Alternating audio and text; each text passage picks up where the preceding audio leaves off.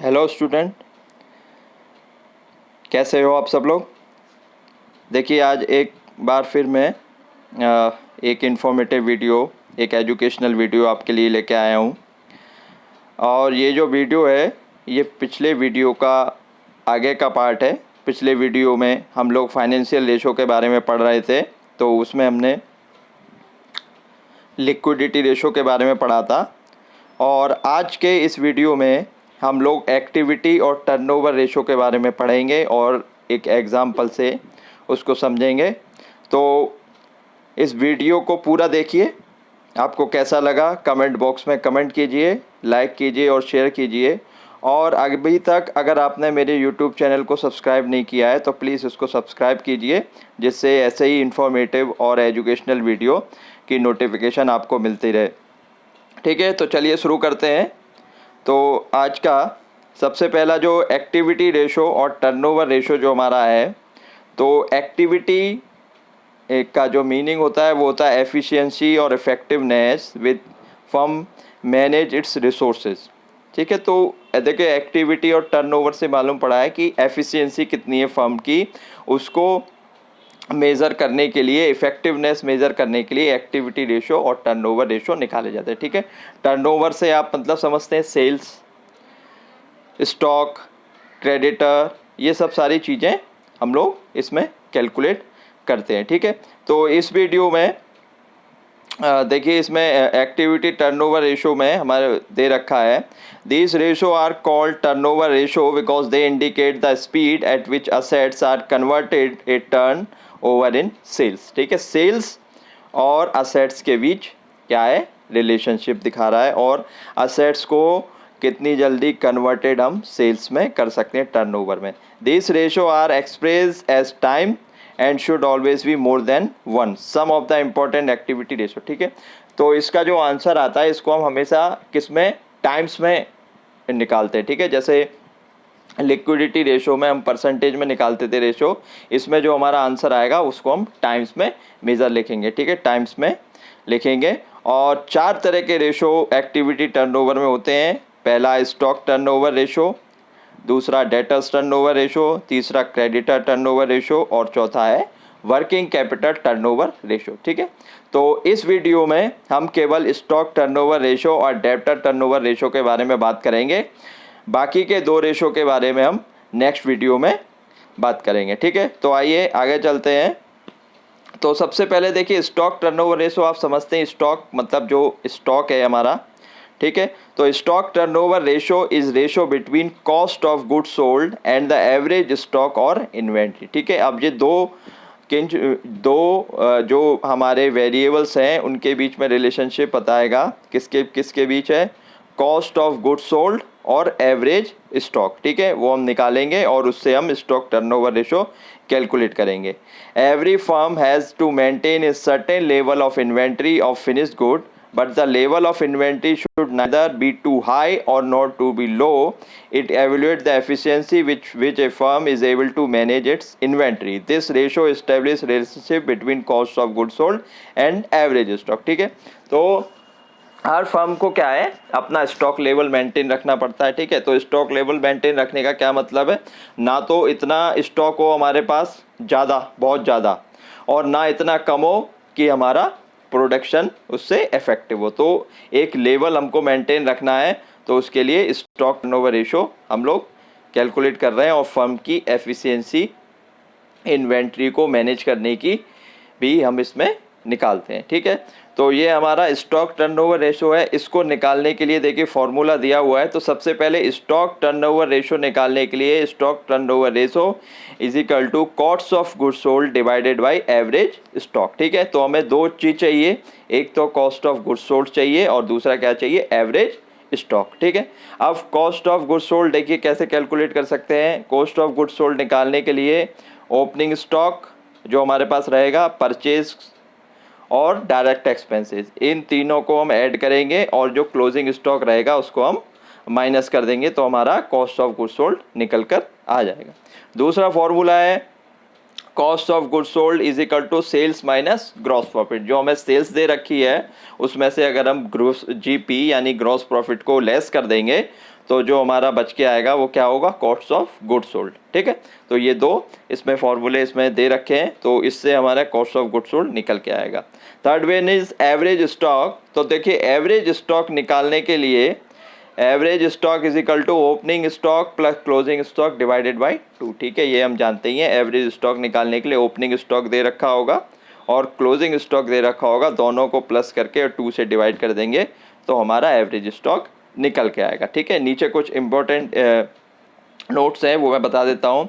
If cost of goods sold is not given the ratio is calculated from the sales. ठीक है, अगर अब cost of goods sold जो हमारा question दे रखा है, अगर उसमें कॉस्ट ऑफ गुड्स सोल्ड नहीं दी गई है या निकालने का आइटम नहीं दे रखे हैं, तो हम जो सेल्स होगी उसको कॉस्ट ऑफ गुड्स सोल्ड मानकर इसमें करेंगे। ठीक है, second, if only closing stock is given then that may be treated as average stock. और अगर स्टॉक में ओपनिंग स्टॉक नहीं दे रखा है, केवल क्लोजिंग स्टॉक दे रखा है, तो क्लोजिंग स्टॉक को हम क्या मानेंगे, एवरेज स्टॉक मानकर आगे का फॉर्मूले में उसको हम रख देंगे।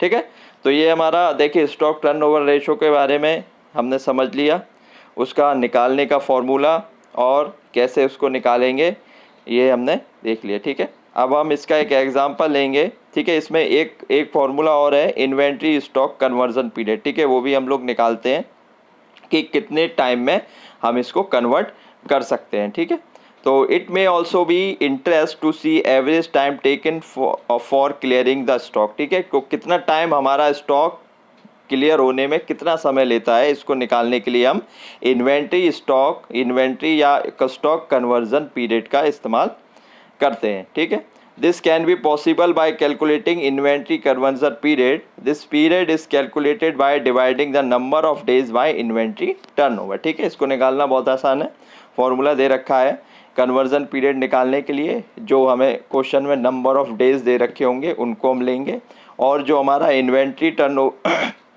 जो स्टॉक टर्नओवर रेशो जो हमारा निकल के आया उसको हम इससे डिवाइड कर देंगे। ठीक है, नंबर ऑफ डेज़ को इन्वेंट्री टर्नओवर रेशो से डिवाइड कर देंगे तो हमारा इन्वेंट्री कन्वर्जन पीरियड निकल के आ जाएगा। ठीक है, अब आप देखिए एक क्वेश्चन दे रखा है रजिस्ट्रेशन, इसमें एनुअल सेल्स दे रखी है 4 लाख रुपए और ग्रॉस प्रॉफिट दे रखा है 20% ऑन सेल्स। ओपनिंग स्टॉक दे रखा है 38,500 एंड क्लोजिंग स्टॉक इज 41,500। ठीक है, calculate stock turnover ratio and inventory conversion period for 2006, assume 360 days in the year. ठीक है, पूरा क्वेश्चन हमारे पास है।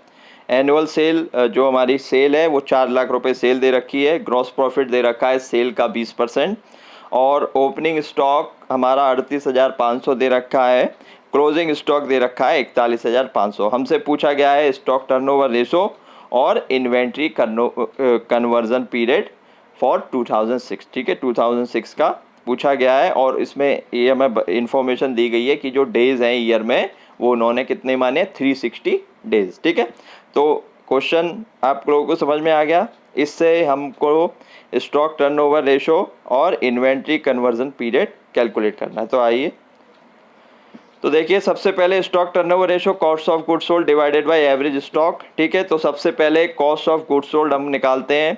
तो देखिए सेल्स दे रखी है हमें 4 लाख और जीपी दे रखा है 20% ऑन सेल। तो 4 लाख का 20% हम निकालेंगे तो 80,000 ये आ गया।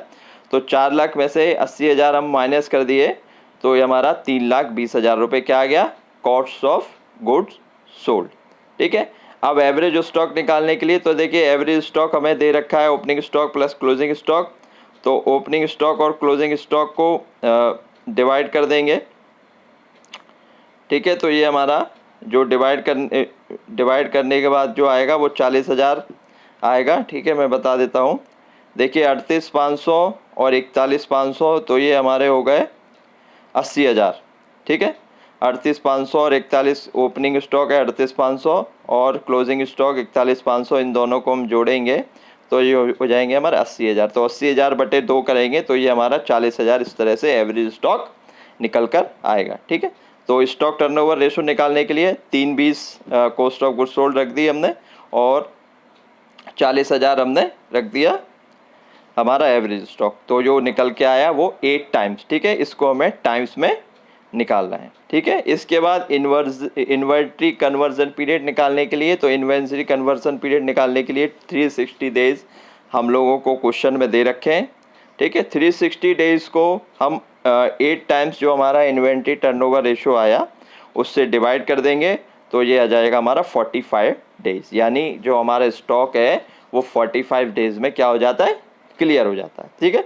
तो ये आपको समझ में आया, ठीक है। ये हमारा था स्टॉक टर्नओवर रेशो, ठीक है। पहले हमने इसके बारे में पढ़ा, इसके फॉर्मूले देखे, कैसे हम इसको सॉल्व करेंगे, हमने एग्जाम्पल के थ्रू इसको सॉल्व किया, ठीक है।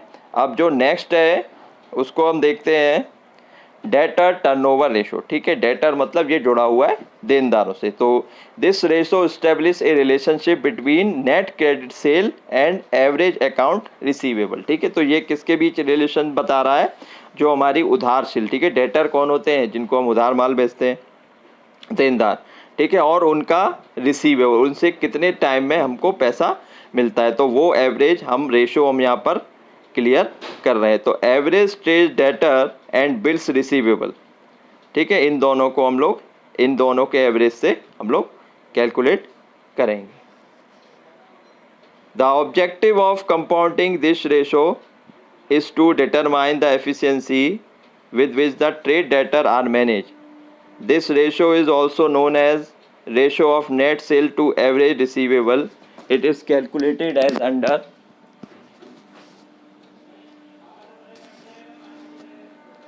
तो इसमें हम एफिशिएंसी डेटर की और इस रेशो को हम लोग ratio of net sale to average receivable के नाम से भी जानते हैं। इसको कैलकुलेट करने का देखिए फॉर्मूला हम लोग को दे रखा है, debtor turnover ratio is equal to net credit annual sale divided by average debtors, ठीक है।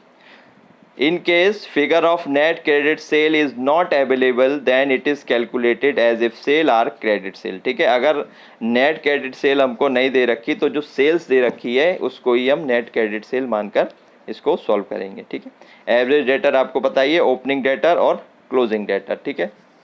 रिसीवेबल, ओपनिंग और क्लोजिंग, इन सब को प्लस करके हम लोग डिवाइड कर देंगे 2 से, तो ये हमारा हो जाएगा, ठीक है। If opening debtor are not available the closing debtor and bill receivable are taken as average debtor, ठीक है। अगर ओपनिंग डेटर्स नहीं है तो क्लोजिंग डेटर और जो बिल रिसीवेबल है उनको ही हम क्या मानेंगे, एवरेज डेटर, ठीक है।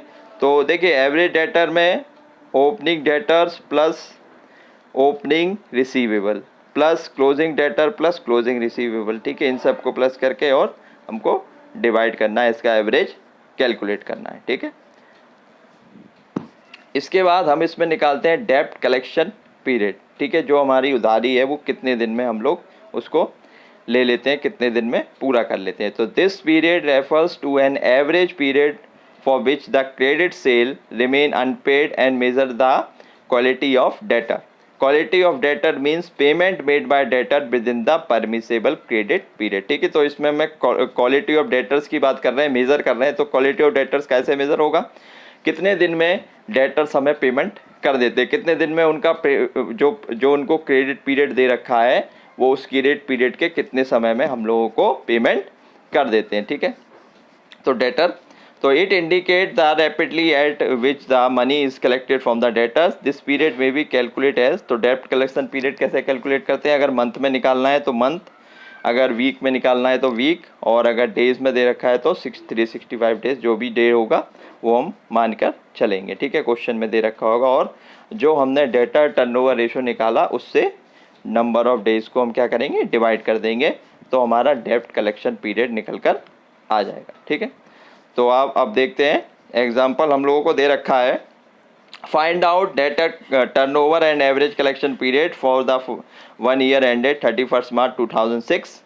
एनुअल क्रेडिट सेल दे रखी है 5 lakh, debtors in the beginning दे रखे हैं 80,000 and debtors in the end दे रखे हैं 1 लाख, और डेब्ट to be taken for the year दे रखी है 360 डेज, ठीक है। इसके बाद एवरेज डेटर हमने निकाल ली, opening debtor plus closing debtor 80 और 1 लाख ये हमने निकाली, 81 और 90,000 इसका एवरेज डेटर आ गया। डेटर टर्नओवर रेशो निकालने के लिए देखिए क्वेश्चन में हम लोगों को एनुअल क्रेडिट सेल दे रखी है 5 लाख, 5 लाख को हमने एनुअल क्रेडिट सेल में रख लिया और जो 90,000 हमारा एवरेज डेटर आया वो हमने नीचे रख लिया। तो ये हमारा 556 टाइम्स ये हमारा आंसर इसका आ गया। ठीक है ना, बहुत ईजी है। Net credit annual net credit cell divided by average debtor, average debtor हमने निकाल लिए और सेल जो है नेट क्रेडिट सेल वो हमें क्वेश्चन में दे रखी है, फॉर्मूले में पुट की और आंसर आ गया हमारा 556 टाइम्स। अब एवरेज कलेक्शन पीरियड के लिए देखिए 365 डेज दे रखे हैं, डेटर टर्नओवर रेशो दे रखा है और डेटर टर्नओवर रेशो हमने निकाल लिया। तो हमारा जो 65 अप्रोक्सीमेटली जो हमारा आंसर इसमें निकल के आ जाएगा। ठीक है, तो नंबर ऑफ वर्किंग डेज और डेटर टर्नओवर ये हमने इसमें निकाल लेंगे। ठीक है, ठीक है। तो आज का वीडियो आपको कैसा लगा ज़रूर बताइए। अगर कोई कमी या कोई सजेशन हो तो हमें कमेंट बॉक्स में आप कमेंट कीजिए। अगर आपको इस वीडियो को पूरा देखिए, आपको वीडियो कैसा लगता है इसको लाइक और शेयर ज़रूर कीजिए। और अगर अभी तक आपने मेरा चैनल सब्सक्राइब नहीं किया है तो प्लीज़ इसको सब्सक्राइब कीजिए। मैं आपके लिए ऐसे ही इन्फॉर्मेटिव और एजुकेशनल वीडियो लाता रहूँगा। Thank you.